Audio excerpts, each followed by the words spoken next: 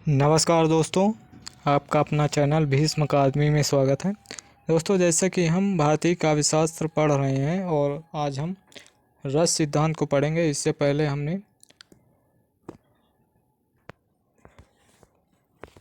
हिंदी साहित्य के अंतर्गत हमने विभिन्न टॉपिक को पढ़ चुके हैं। यदि आप उन सभी वीडियो को नहीं देखे हैं और यदि देखने के लिए इच्छुक हैं तो अभी आपको प्ले लिस्ट का लिंक दिखाई देगा, उसमें क्लिक करके हमारे सभी वीडियो देख सकते हैं। और दोस्तों, यदि सेशन पसंद आए तो लाइक और शेयर ज़रूर करें और चैनल पर नए हैं तो चैनल को सब्सक्राइब कर लें, जिससे इसी तरह आने वाले नेक्स्ट वीडियो का नोटिफिकेशन आपको सबसे पहले मिल सके। और दोस्तों, आज हम रस संप्रदाय के बारे में पढ़ेंगे, तो इसमें इस टॉपिक को हम पूरा पढ़ेंगे। इसमें एक भी फैक्ट नहीं छोड़ेगा, तो आप इसको ज़रूर देखिए। ये थोड़ा भारतीय यानी कि काव्य शास्त्र थोड़ा कठिन होता है, तो इसको एक बार ना समझ में आए तो 2 या 3 बार ज़रूर देखें। तो चलिए देर न करते हुए शुरू करते हैं। रस संप्रदाय रस निरूपण के प्रथम व्याख्याता एवं रस निरूपण का प्रथम ग्रंथ किसे माना जाता है? तो प्रथम ग्रंथ नाट्य शास्त्र और इसके रचनाकार भरत मुनि हैं। और अगला फैक्ट है अभिनव गुप्त की अभिनव भारती और शारदा तनय के भाव प्रकाशन में पूर्व रस मीमांस की 2 परंपराएं उल्लिखित हैं, जिसमें प्रथम के पुरुषकर्ता द्रुहिप हैं और जो कि ब्रह्मा थे, और दूसरे के वासुकी। प्रथम मत 8 रसों को मान्यता देता है तथा द्वितीय के अनुसार शांत सहित जो रस मान्य थे। अगला फैक्ट है विभावा अनुभाव व्यभिचारी भाव संयोगात रस निष्पत्ति, यानी कि विभावा अनुभाव और व्यभिचारी के संयोग से रस की निष्पत्ति होती। यह उक्ति किसकी है? तो यह उक्ति भरत मुनि की। अगला फैक्ट है भरत ने नाट्य शास्त्र में कितने रसों का वर्णन किया? तो 8 रसों का वर्णन किया। भरत मुनि ने नाट्य शास्त्र में 8 रसों का वर्णन किया है। तो श्रृंगार, हास्य, करुण, रौद्र, वीर, विभत्स, भयानक, अद्भुत, ये 8 रस भरत मुनि ने नाट्य शास्त्र में वर्णन किया है। अगला फैक्ट है भरत ने कितने संचारी भावों तथा सात्विक भावों का तथा स्थायी भावों का उल्लेख किया है? तो 8 स्थायी भाव, 8 सात्विक भाव और 33 संचारी भाव है। अगला फैक्ट है भरत के नाट्य शास्त्र में मुख्य रस 4 हैं: श्रृंगार, रौद्र, वीर, विभत्स, और इनमें से क्रमशः 4 अन्य रसों हास्य, करुण, अद्भुत एवं भयानक को उत्पन्न माना गया है। और भारत के अनुसार रस के देवता और उनके रंग हैं: रस, रंग और देवता। श्रृंगार रस का श्याम रंग है और देवता विष्णु है। हास्य रस का रंग श्वेत है और देवता हैं प्रमथ। और करुण रस का रंग कपोत रंग है और इसके देवता यम हैं। रौद्र रस रंग है रक्त और इसके देवता रुद्र हैं। और वीर रस का रंग गौर है और इसके देवता महेंद्र हैं। भयानक रस के कृष्ण रंग और इसके देवता काल हैं। और विभत्स रस नीला है और इसके देवता महाकाल है। अद्भुत ये पीला रंग माना गया है और इसके देवता ब्रह्मा हैं। और अगला फैक्ट है भारत ने हास्य रस के कितने भेदों का उल्लेख किया है? तो भारत ने हास्य रस के 8 भेदों का उल्लेख किया है, जिनमें से स्मित, हसित, विहसित, उपहसित, अवहसित, अतिहसित, आत्मथ, परस्थ। और अगला फैक्ट है वीर रस के 3 भेद हैं। वीर रस के 3 भेद: दानवीर, धर्मवीर, युद्धवीर। किस आचार्य ने किए? तो भरत मुनि ने वीर रस के 3 भेद माने: दानवीर, धर्मवीर और युद्धवीर। और अगला फैक्ट है भारत ने अपने रस विवेचन में किस रस को स्थान नहीं दिया है? तो शांत रस को स्थान भरत मुनि ने नहीं दिया। और अगला फैक्ट है भारत के अनुसार नाटक का मुख्य ध्येय है। तो भारत के अनुसार नाटक का मुख्य ध्येय रस निष्पत्ति है। और अगला फैक्ट है किस अलंकारवादी आचार्य ने रस को अलंकार न मानकर अलंकार स्वीकार किया तथा विभाव को ही रस माना है? तो भामा ने माना है। अगला है वाक्कस्य ग्राम्यता योनि माधुर्ये दर्शिते रसा, उक्ति किसकी है? तो ये दंडी की है। और अगला है इस अलंकारवादी आचार्य ने रसवत, प्रेयस, ऊर्जस्वी और समाहित अलंकार के रूप में रस के विविध अंगों का विवरण प्रस्तुत किया। उद्भट ने। अगला फैक्ट है किस आचार्य ने रीति को काव्य की आत्मा मानकर रस को गुण के अंतर्गत स्थान और कांति कांति गुण का वर्णन करते हुए रस से युक्त माना है तो वामन ने माना है। ये वामन रीति संप्रदाय के प्रवर्तक हैं। और अगला फैक्ट है दीप्त रसत्व कांति। दीप्त रसत्व कांति उक्ति किसकी है तो आचार्य वामन की है। और अगला फैक्ट है किस आचार्य ने शांत और प्रेयान नामक 2 अन्य रसों का वर्णन कर उनकी संख्या 10 कर दी तो रुद्रट ने शांति और प्रेयान नामक 2 अन्य रसों का वर्णन कर उनकी संख्या 10 कर दिया। और अगला फैक्ट है किस अलंकारवादी आचार्य ने रस को अलंकार की दासता से मुक्त कर उसे स्वतंत्र अस्तित्व प्रदान किया तो रुद्रट ने प्रदान किया। और अगला फैक्ट है किस आचार्य ने सर्वप्रथम रीतियों एवं वृत्तियों के रसानुकूल प्रयोग पर बल देकर रस सिद्धांत के इतिहास में सर्वथा नूतन तथ्य प्रस्तुत किया तो रुद्रट ने प्रस्तुत किया। अगला फैक्ट है किस आचार्य ने श्रृंगार के संभोग और विप्रलम प्रकार के अतिरिक्त 2 अन्य नवीन भेदों प्रच्छन्न तथा प्रकाश का उल्लेख किया तो रुद्रट ने किया। और अगला फैक्ट है किस आचार्य ने विप्रलम श्रृंगार के 4 भेदों प्रथमा अनुराग भान प्रवास तथा करुण का विवेचन किया तो रुद्रट ने किया। और अगला फैक्ट है आचार्य रुद्रट ने शांत रस का स्थायी भाव किसे माना तो रुद्रट ने शांत रस का स्थायी भाव सम्यक ज्ञान को माना। और अगला फैक्ट है किस आचार्य ने श्रृंगार रस के अंतर्गत नायक नायिका भेद का निरूपण कर रस विवेचन के इतिहास में नवीन दिशा का निर्देश किया रुद्रट ने किया। और अगला फैक्ट है किस आचार्य ने वृत्तियों को रसाव स्थान सूचक कहा तो रुद्रभट्ट ने कहा। और अगला फैक्ट है रस को ध्वनि के साथ युक्त करने का श्रेय किसे है तो रस को ध्वनि के साथ युक्त करने का श्रेय आनंदवर्धन को है।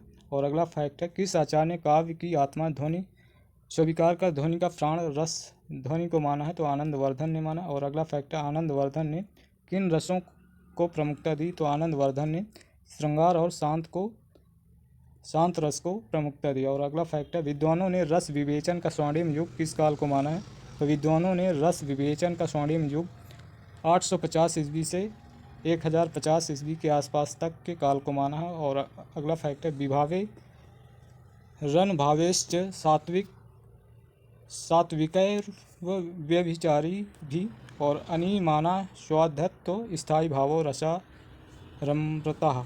और यानी कि विभाव अनुभव सात्विक तथा व्यभिचारी भावों द्वारा स्थायी भाव जब आस्वाद के योग बने तो उसे रस कहते हैं। यह कथन किसका है तो ये कथन धनंजय का है। और अगला फैक्ट है काव्य और रस में भाव भावक संबंध की स्थापना किसने की तो काव्य और रस में भाव भावक संबंध की स्थापना धनंजय और धनिक ने की। अगला फैक्ट है किस आचार्य ने श्रृंगार को एकमात्र सार्वभौम रस के रूप में मान्यता प्रदान की तो भोज ने मान्यता प्रदान की। अगला फैक्ट है किस आचार्य ने वाङ्मय को 3 भागों वक्रोक्ति रसोक्ति एवं स्वभावोक्ति में विभक्त कर रसाक्ति को साहित्य का सर्वोत्कृष्ट रूप माना तो भोज ने माना। और अगला फैक्ट है किस आचार्य ने प्रेयस शांत उदात एवं उद्दत नामक 4 नवीन रसों की उद्भावना कर रसों की संख्या 12 कर दी तो भोज ने कर दी 12। अगला फैक्ट है भोज ने 12 रसों का विवेचन किया जिसमें से 4 नवीन है प्रेयस शांत उदात एवं उद्धत। और इनके स्थायी भाव क्रमशः इस प्रकार हैं प्रेयस का स्थायी भाव स्नेह है और शांत का धृति है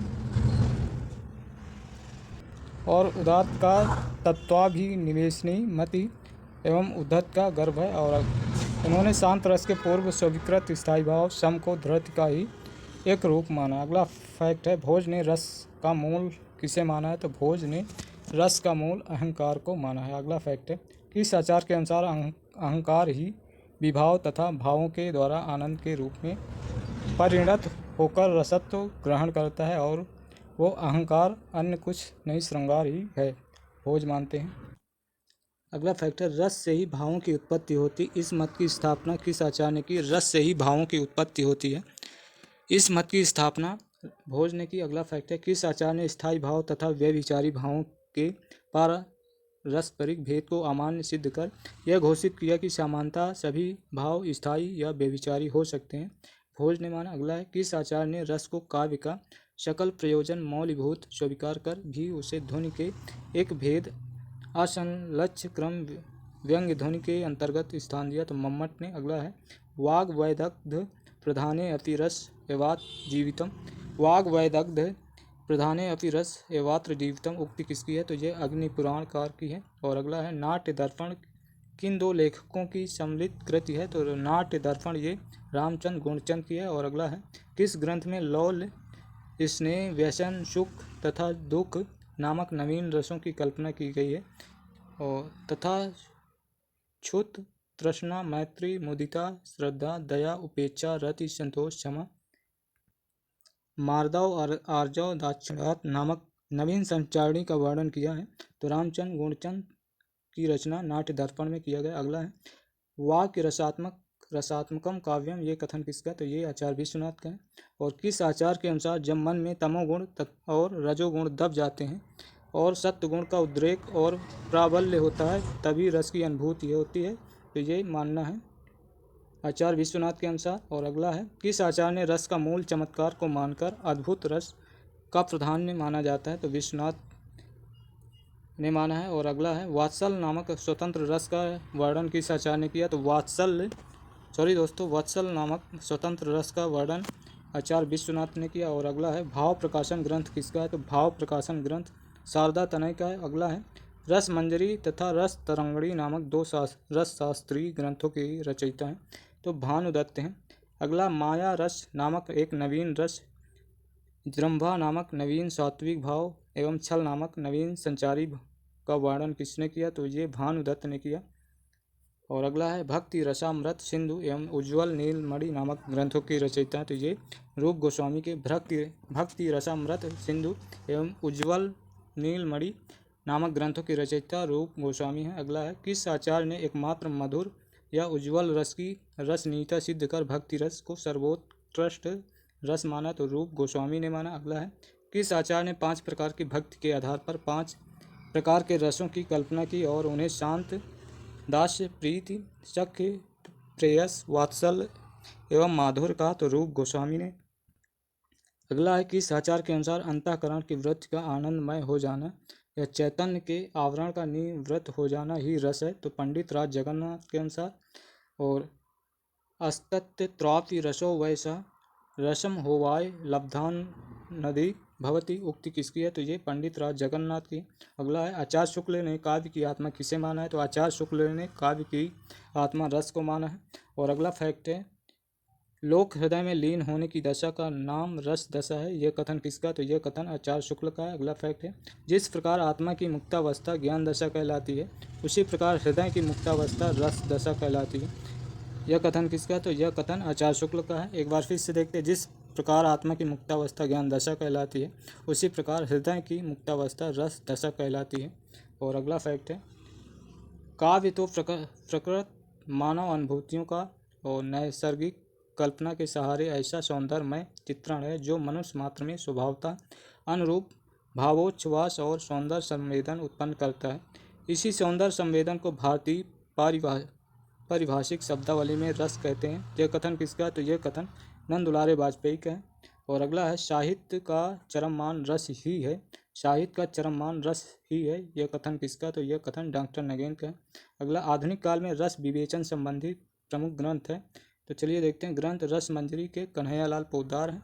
और नवरस के बाबू गुलाब राय की है। काव्य दर्पण रामदहीन मिश्र की है। रस विमर्श ये डॉक्टर राममूर्ति त्रिपाठी की। रस मीमांसा आचार्य रामचंद्र शुक्ल की है। रस सिद्धांत डॉक्टर नगेन की है। और अगला फैक्ट है भरत मुनि का रस सूत्र है विभावा अनुभव व्यभिचारी संयोगाद रस निष्पत्ति, ये भरत मुनि का रस सूत्र है। और अगला रस सूत्र के व्याख्याता आचार्य हैं, तो आचार और सिद्धांत भट्ट लोलट, ये उत्पत्तिवाद है इनका सिद्धांत। यह आरोपवाद शंकुक अनुमतिवाद और भट्ट नायक का है भुक्तिवाद यानी कि भोगवाद। अभिनव गुप्त का अभिव्यक्तिवाद। ये रस सूत्र के व्याख्याता आचार्य थे। और रस और उनके स्थायी भाव, रस हैं स्थायी भाव। श्रृंगार रस का स्थायी भाव रति है, हास्य का है हास्य इसका। और करुण का स्थायी भाव शोक है, वीर रस का उत्साह है। और भयानक रस का भय है, विभत्स का स्थायी भाव जुगुप्सा है। और अद्भुत का स्थायी भाव विस्मय या आश्चर्य है। रौद्र का स्थायी भाव क्रोध है। शांत रस का स्थायी भाव निर्वेद है। और भक्ति रस का स्थायी भाव ईश्वर विषयक रति है। वात्सल रस का वत्सलता है। और अगला फैक्टर रस सूत्र के किस रस सूत्र के किस व्याख्या आचार के अनुसार विभाव भाव उत्पत्ति का काव्य अनुभाव उसका प्रकाशक एवं संचारी उसका पोषक है। तो भट्ट लोलट के अनुसार। और अगला फैक्ट है, भट्ट लोलट ने रस की अवस्थिति किस में माना है? तो अनुकार में माना है। और अगला फैक्ट है, किस आचार्य ने बताया कि रस की निष्पत्ति नहीं होती है, अनिमिति होती है और उसका अनुमान किया जाता है? तो आचार्य शंकुक ने बताया कि रस की निष्पत्ति नहीं होती है, अनिमिति होती है। और अगला फैक्ट है, किस आचार के अनुसार ना तो रस की उत्पत्ति होती है, ना अनिमिति होती है और अभिव्यक्ति ही वरन रस का भोग होता है? तो भट्ट नायक के अनुसार। और अगला फैक्ट है, किस आचार्य ने रस सूत्र की व्याख्या के संदर्भ में काव्य को 3 शक्तियों की कल्पना की? तो अभिधा, भावकत्व और भोजकत्व भट्ट नायक ने। और अगला फैक्ट है, अभिनव गुप्त के रस विवेचन अभिव्यक्तिवाद का दार्शनिक अधिकार क्या है? तो ये शैव दर्शन है। अगला, अभिनव गुप्त ने रस की स्थिति किस में मानी है? तो अभिनव गुप्त ने रस की स्थिति सामाजिक या सहृदय के चित्त में मानी है। और अगला फैक्ट है, अभिनव गुप्त रस को मानते हैं व्यंग्य, अभिनव गुप्त रस को व्यंग्य मानते हैं। और अगला फैक्ट है, भारतीय काव्यशास्त्र में साधारणीकरण की कल्पना सर्वप्रथम किसने की? तो भट्ट नायक ने सर्वप्रथम की। और अगला फैक्ट है, किस आचार के अनुसार विभाव, अनुभाव और स्थायी भाव सभी का साधारणी होता है? तो भट्ट नायक के अनुसार। अगला फैक्ट है, किस आचार के मतानुसार व्यंजना के विभावन व्यापार के द्वारा साधारणीकरण होता है? तो अभिनव गुप्त के अनुसार। और अगला फैक्ट है, किस आचार्य ने दोष दर्शन के आधार पर साधारणीकरण की प्रक्रिया का समाधान प्रस्तुत किया? तो पंडित राज जगन्नाथ। और अगला फैक्ट है, किस आलोचक ने आलम्बनत्व धर्म का साधारणीकरण माना है? तो आचार्य रामचंद्र शुक्ल ने। और अगला फैक्ट है, किस आलोचक ने कवि तथा सहृदय के बीच भावना के तादात्म्य को ही साधारणीकरण माना है? तो आचार्य नंद दुलारी वाजपेयी। अगला फैक्ट है, हिंदी में आधुनिक काल में साधारणीकरण के संदर्भ में सर्वप्रथम चिंतन किस आलोचक ने किया? तो सर्वप्रथम चिंतन आचार्य रामचंद्र शुक्ल ने किया। और रीत काव्य की भूमिका रस सिद्धांत नामक ग्रंथों के लेखक हैं। तो ये नगेन हैं, इन दोनों रचनाओं के लेखक। रीत काव्य की भूमिका, रस सिद्धांत, ये दोनों डॉक्टर नगेन की हैं और ये बहुत ही इम्पोर्टेंट। अगला है, कवि वह होता है जो अपनी अनुभूति का साधारणीकरण कर सके, दूसरे शब्दों में जिसे लोक हृदय की पहचान हो। उक्ति किसकी है? तो ये डॉक्टर नगेन की है। और अगला है, किस आलोचक के मतानुसार साधारणीकरण कवि की अनुभूति का होता है? Doctor again. और अगला है, चतुर्वेद्र कादखंड स्वप्रकाशा सानंद चिन्मया वेदांतर स्पर्श शून्य ब्रह्म स्वाद सहोदरा लोकोत्तर चमत्कार प्राणा कैश्चित भ्रातभ्री और शोकारवद भिन्न भिन्न त्वेन अयमास स्वादते रसा। रस के स्वरूप के संदर्भ में यह श्लोक किसका? तो यह श्लोक विष्णुनाथ का है। और अगला है, भारतीय काव्यशास्त्र में भावक से अभिप्राय है। तो भारतीय काव्यशास्त्र में भावक से अभिप्राय सहृदय या आलोचक से। और अगला, कवि में प्रतिभा का कौन सा रूप रहता है? कवि में प्रतिभा का कार्य इत्री रूप रहता है। और अगला है, सहृदय में प्रतिभा का कौन सा रूप रहता है? तो सहृदय में प्रतिभा का भाव इत्री रहता है। और अगला है, किस आचार्य ने भावक यानी कि सहृदय के 2 प्रकार आरोचकी अर्थात विवेकी और सात्रणाभ्यहारी अर्थात अविवेकी माने हैं? तो मंगल नामक आचार्य ने माना है। और अगला है, मत्सरी एवं तत्वाभिनिवेशी नामक भावक सहृदय के 2 अन्य भेदों का वर्णन किस आचार्य ने किया? तो राजशेखर ने किया। और अगला फैक्ट है, भावक या सहृदय के कितने प्रकार माने गए? तो भावक या सहृदय के 4 प्रकार माने गए हैं, जिनमें से आरोचकी अर्थात विवेकी, और दूसरा है सात्रणाभ्यहारी अर्थात अविवेकी, और तीसरा है मत्सरी या पक्षपातपूर्ण आलोचना करने वाला, चौथा है तत्वाभिनिवेशी। अगला है, रस के कितने अवयव होते हैं? तो रस के 4 अवयव होते हैं, जिनमें से विभाव, अनुभाव, व्यभिचारी भाव या संचारी भाव। ये रस के 4 अवयव होते हैं, विभाव, अनुभाव, व्यभिचार या संचारी भाव और स्थायी भाव। और विभाव के इनमें विभाव अवयव के 2 भेद होते हैं, आलंबन और उद्दीपन। आलंबन विभाव के कितने भेद होते हैं? आलंबन विभाव के 2 भेद होते हैं, आलंबन और आश्रय। अगला है, अनुभाव की संख्या कितनी है? तो अनुभाव की संख्या 4 है, जिनमें से कायिक, मानसिक, आहार, सात्विक ये अनुभाव की संख्या है 4। कायिक, मानसिक, आहार, सात्विक ये 4 अनुभाव। यहाँ पर फिगर में दिया हुआ है अनुभाव के 4 भाग हैं, कायिक, मानसिक, आहार, सात्विक। यहाँ पर सात्विक के निम्न भेद हैं: श्वेत, कंपन, रोमांच, स्तंभ, स्वरभंग, अश्रु, विमर्दता, प्रलय ये सात्विक के भेद हैं। अगला है सात्विक अनुभाव की संख्या कितनी मानी गई? तो सात्विक अनुभाव की संख्या 8 मानी गई, अभी देख ही चुके हैं। अगला फैक्ट है व्यभिचारी या संचारी भाव की संख्या कितनी मानी गई? तो व्यभिचारी या संचारी भाव की संख्या 33 मानी गई है। और अगला औचित्यम रस सिद्धस्य स्थिरम काव्यस्य जीवितम। औचित्यम रस सिद्धस्य स्थिरम काव्यस्य जीवितम उक्ति किसकी है? तो आचार्य क्षेमेंद्र की है। अगला है भरत मुनि ने अनुभाव के कितने भेद किए हैं? तो भरत मुनि ने अनुभाव के 3 भेद किए हैं, जिनमें से वाचिक, आंगिक, सात्विक ये 3 भेद। अगला है भानुदत्त के अनुसार अनुभाव कितने प्रकार के होते हैं? तो भानुदत्त के अनुसार अनुभाव 4 प्रकार के होते हैं, कायिक, मानसिक, आहार, सात्विक। और अगला फैक्ट है आचार्य शुक्ल ने विरोध और अविरोध के आधार पर संचारियों के कितने वर्ग किए हैं? तो 4 वर्ग किए हैं, सुखात्मक, दुखात्मक, उभयात्मक, उदासीन। अगला है संचारी भाव। संचारी भाव यहाँ पर देख लेते हैं, निर्वेद, असूया, आलस्य, स्मृति, सॉरी दोस्तों, निर्वेद, दूसरा है ग्लानि, शंका, असूया, मद, श्रम, आलस्य, दैन, चिंता, स्मृति, धृति, व्रीड़ा, चपलता, हर्ष, आवेग, जड़ता, गर्व, विषाद, औत्सुकता, अपस्मार, सुप्ति, विबोध, अमर्ष, अवहिता, उग्रता, मति, व्याधि, उन्माद, मरण, त्रास और वितर्क, मोह ये है। अगला भरत मुनि ने रसों की संख्या 8 मानी है, इससे पहले भी पढ़ चुके हैं। दंडी ने कितने रसों का उल्लेख किया? ये भी 8 मानते हैं। और शांत रस को रस विवेचन में सर्वप्रथम किसने स्थान दिया? तो उद्भट ने दिया। और अगला फैक्ट है प्रेयान नामक नवीन रस की कल्पना सर्वप्रथम किसने की? तो रुद्रट ने की। और अगला फैक्ट है प्रेयान रस का स्थायी भाव किसे माना गया? तो प्रेयान रस का स्थायी भाव स्नेह को माना गया। और शांत, उदात्त और उद्धृत नामक नवीन रसों की कल्पना भोज ने की। तो शांत, उदात्त और उद्धृत नामक नवीन रसों की कल्पना भोज ने की। अगला है एकमात्र करुण को ही मूल रस एको रसा करुणा किसने माना? तो भवभूति ने माना।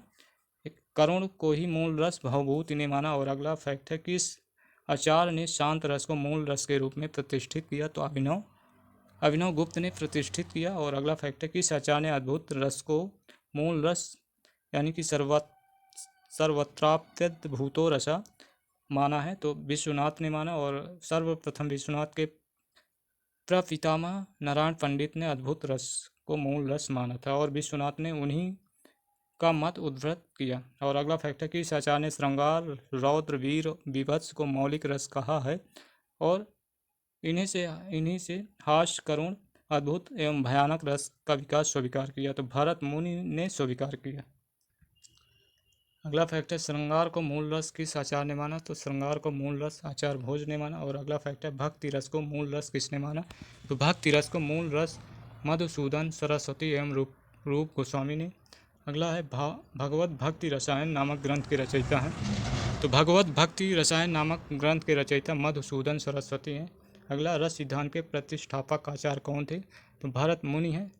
अगला है किस आचार्य ने रस को काव्य की आत्मा घोषित किया? तो आचार्य विश्वनाथ ने घोषित किया। अगला है वाक्य रसात्मकम काव्यम उक्ति किसकी है? तो आचार्य विश्वनाथ की है। वाक्य रसात्मकम काव्यम यह उक्ति विश्वनाथ की है। अगला फैक्ट है रस विवेचन के संदर्भ में किस विद्वान ने निष्पत्ति का अर्थ उपचित किया? तो भट्ट लोलट ने किया। अगला फैक्ट है निष्पत्ति का अर्थ अभिव्यक्ति किसने किया? तो निष्पत्ति का अर्थ अभिव्यक्ति अभिनव गुप्त ने किया।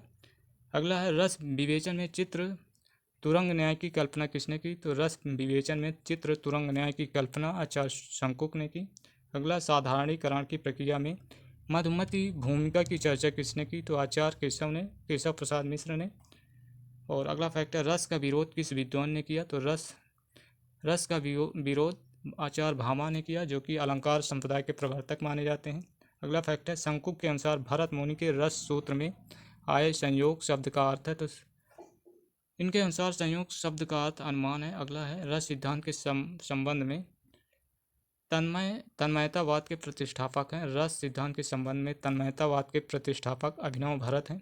अगला है जब अनुचित और असंगत रूप से रस का प्रयोग किया जाता है, जैसे नायक नायिका के एक पक्षी प्रेम दिखाना तो उसे कहते हैं, तो उसे रसाभास कहते हैं। अगला फैक्ट है विप्रलम्ब यानी कि वियोग श्रृंगार की कितनी काम दशाएँ बन गई हैं, तो 10 दशाएँ हैं, जिनमें से अभिलाषा, चिंता, स्मरण, गुण कथन, उद्वेग, प्रलय, उन्माद, व्याधि, जड़, मरण आदि हैं। अगला फैक्ट है जब भावों को अनौचित रूप में वर्णन हो या उनका अनुचित प्रवर्तन हो तो उसे कहते हैं, उसे भावाभास कहते हैं। अगला है जब एक भाव किसी दूसरे विरुद्ध भाव के उदित हो जाने पर शांत हो जाए और उसकी समाप्ति भी चमत्कारी प्रतीत हो तो वहाँ भाव शांति होता। अगला है एक भाव की शांति होने पर जब अन्य भाव के उदय होने में चमत्कार दिखाई पड़े तो उसे क्या कहते हैं, उसे भावोदय कहते हैं। अगला फैक्ट है एक के बाद अन्य अनेक भावों का जब एक साथ उदय होता है तो उसे कहते हैं, तो उसे भाव सफलता कहते हैं, उसे भाव सफलता कहते हैं। अगला फैक्ट है जिस विषय के द्वारा भाव मन में जागते और विकसित होते हैं कहलाता है, तो उसे वो कहलाता है विभाव कहलाता है। अगला फैक्ट है जिसके हृदय में रति आदि स्थायी भाव जागते हैं, जिसके हृदय में रति आदि स्थायी भाव जागते हैं वो कहलाता है आश्रय कहलाता है। जिसके हृदय में रति आदि स्थायी भाव जागते हैं आश्रय कहलाता है। और अगला है जिन कार्यों से भाव का अनुभव होता है वो कहलाता है अनुभाव, जिन कार्यों से भाव का अनुभव होता है वो अनुभाव कहलाता है। अगला है किस विद्वान ने सच करुणो रसा कहकर करुण रस की उत्पत्ति रौद्र रस से मानी है, तो भरत मुनि ने मानी है। अगला है रस सिद्धांत के किस व्याख्याता ने सर्वप्रथम दर्शक या सामाजिक की महत्ता को स्वीकार किया, तो भट्ट नायक ने स्वीकार की। किस आचार्य ने महाभारत में शांत रस को ही मुख्य माना है, तो आनंद वर्धन ने महाभारत में शांत रस को ही मुख्य माना। अगला है रस की सर्वांगीण वैज्ञानिक व्याख्या किसने की, तो रस की सर्वांगीण वैज्ञानिक व्याख्या अभिनव गुप्त ने की। अगला फैक्ट है सर्वप्रथम किस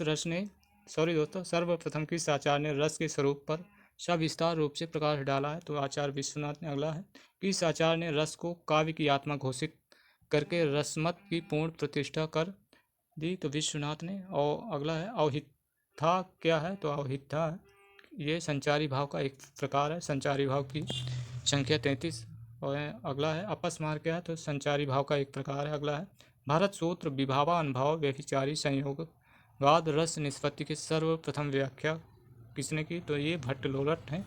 और अगला है आनंद का अर्थ हृदय का व्यक्तिबद्ध दशा से मुक्त और हल्का होकर अपनी की में तत्पर होना ही समझता हूँ, कथन किसका, तो ये रामचंद्र शुक्ल का है। अगला है साधारणीकरण विभाव आदि का होता है, यह भावकत्व का परिणाम है, यह कथन किसका, तो ये भट्ट नायक का। साधारणीकरण विभावाद का होता है, ये भावकत्व का परिणाम है, यह कथन भट्ट नायक का है। रस का भोक्ता वास्तविक रामादि एवं नट को किसने माना, तो भट्ट लोलट ने माना। और किस आचार को साधारणीकरण का प्रवर्तन माना जाता है, तो भट्ट नायक। और अगला है न्याय सिद्धांत के आधार पर रस निष्पत्ति की व्याख्या करने वाले व्याख्याकार थे, तो आचार्य शंकुक हैं। अगला है सांख्य दर्शन के आधार पर रस निष्पत्ति की व्याख्या करने वाले व्याख्याकार थे, तो वो व्याख्याकार भट्ट नायक थे। अगला है किस आलोचक ने मतानुसार साधारणीकरण का विभावना का होता है, नगेंद्र के अनुसार। अगला है सहृदय की चेतना का साधारणीकरण मानने वाले आलोचक हैं, तो केशव प्रसाद मिश्र हैं। अगला है किस आलोचक ने भावक या पाठक का साधारणीकरण माना है, तो श्याम सुंदर दास। अगला है रस निष्पत्ति में ब्रह्म सहोदर की व्याख्या किसने की, तो भट्ट नायक ने की। रस निष्पत्ति में ब्रह्म सहोदर की व्याख्या भट्ट नायक ने की। अगला रस निष्पत्ति में प्रेक्षक की अनुभूति की करने वाले व्याख्या है, तो प्रेक्षक दर्शन भट्ट लोलट हैं। अगला है अभिधा भावकत्व और भोग काव्य के 3 व्यापार किस आचार्य ने माने हैं, तो भट्ट नायक ने माने। अगला है रस निष्पत्ति के किस व्याख्याता के अनुसार स्थायी भाव सहृदय या सामाजिक हृदय में वासना रूप से संस्कार के रूप में पहले से ही अव्यक्त रूप में विद्यमान रहते हैं, अभिनव गुप्त हैं। रस निष्पत्ति के अंतर्गत मूल पात्रों में रस की स्थिति को किसने माना है, तो भट्ट लोलट ने माना। अगला है भाव संधि, भाव सबलता तथा भाव शांति किस भाव की प्रमुख स्थिति है, तो संचारी भाव की। अगला है प्रमुख सिद्धांत एवं प्रवर्तक, तो सिद्धांत प्रवर्तक रस सिद्धांत के प्रवर्तक भरत मुनि हैं, अलंकार सिद्धांत के भामा हैं, रीति सिद्धांत के प्रवर्तक वामन हैं, और ध्वनि सिद्धांत के आनंद वर्धन है, वक्रोक्ति सिद्धांत के प्रवर्तक कुंतक हैं, और चित्त सिद्धांत के क्षेमेंद्र हैं। अगला संस्कृत के प्रख्यात काव्य शास्त्री कालक्रमानुसार, तो आचार्य और उनका काल भारत, इनका समय दूसरी शती ईसा पूर्व से दूसरी शती ईस्वी के बीच अनुमानता। और भामा का है 6वीं सदी का मध्यकाल, दंडी का 7वीं सदी का उत्तरार्ध, वामन का 9वीं से 8वीं से 9वीं के बीच, उद्भट का 9वीं सदी का पूर्वार्ध, रुय्यक का 9वीं सदी का आरंभ, शंकुक का 9वीं सदी का आरंभ, आनंदवर्धन का 9वीं सदी का मध्य भाग, रुद्र भट्ट का 10वीं सदी और राजशेखर का 880 से 920 के बीच, मुकुल भट्ट का समय है 9वीं से 10वीं सदी के बीच, धनंजय का 10वीं सदी, भट्ट नायक का 10वीं सदी का मध्यकाल, लोलट का उद्भट और अभिनव गुप्त के बीच, अभिनव गुप्त का है 10वीं या 11वीं सदी, 10वीं से 11वीं सदी, कुंतक का 10वीं से 11वीं सदी, भोजराज का 11वीं सदी का पूर्वार्ध, सागर नंदी का 11वीं सदी का आरंभ, महिम भट्ट का 11वीं सदी का मध्यकाल, क्षेमेंद्र का 11वीं सदी का उत्तरार्ध, मम्मट का 11वीं सदी का उत्तरार्ध, अग्नि पुराण के काव्यशास्त्री भाग का कर्ता 12वीं सदी के निकट अनुमानता है, हेमचंद्र का समय 12वीं सदी, रामचंद्र गोंडचंद का समय 12वीं सदी का पूर्वार्ध, वाग्भट्ट प्रथम का समय है 12वीं सदी का उत्तरार्ध, रुय्यक का समय है 12वीं सदी का मध्यकाल, अमरचंद का 13वीं सदी का मध्य भाग, जयदेव का 13वीं सदी का मध्य भाग, 29 शारदा तनय का समय 13वीं सदी का मध्य भाग, सिंह भोपाल का समय 13वीं सदी का मध्यकाल, विद्याधर का 13वीं से 14वीं सदी, विद्यानाथ का 13वीं से 14वीं सदी, भानुदत्त का समय 13वीं से 14वीं सदी, वाग्भट्ट द्वितीय का समय 14वीं सदी के आसपास, विश्वनाथ का 14वीं सदी, रूप गोस्वामी का 15वीं से 16वीं सदी, केशव मिश्र का 13वीं सदी का उत्तरार्ध, कवि कर्णपुर का 16वीं सदी से 17वीं सदी, अप्पय दीक्षित का समय 16वीं से 17वीं सदी और जगन्नाथ का 17वीं सदी का मध्य भाग, अकबर शाह का 17वीं सदी का मध्य भाग। और यहाँ से रस संप्रदाय टॉपिक समाप्त हो गया और यहीं से हम इस सेशन को समाप्त करेंगे। और आप सभी से विनम्र निवेदन है कि चैनल को ज़रूर लाइक और शेयर करें और यदि चैनल पर नए हैं तो चैनल को सब्सक्राइब कर लें, जिससे इसी तरह आने वाले नेक्स्ट सेशन का नोटिफिकेशन आपको सबसे पहले मिल सके। और यदि हमारे सभी वीडियो इससे पहले वाले देखना चाहते हैं तो अभी आपको प्लेलिस्ट का लिंक ज़रूर दिखाई देगा, तो उसको देखिए ज़रूर। चलिए फिर मिलते हैं नेक्स्ट सेशन में, तब तक के लिए बाय, धन्यवाद।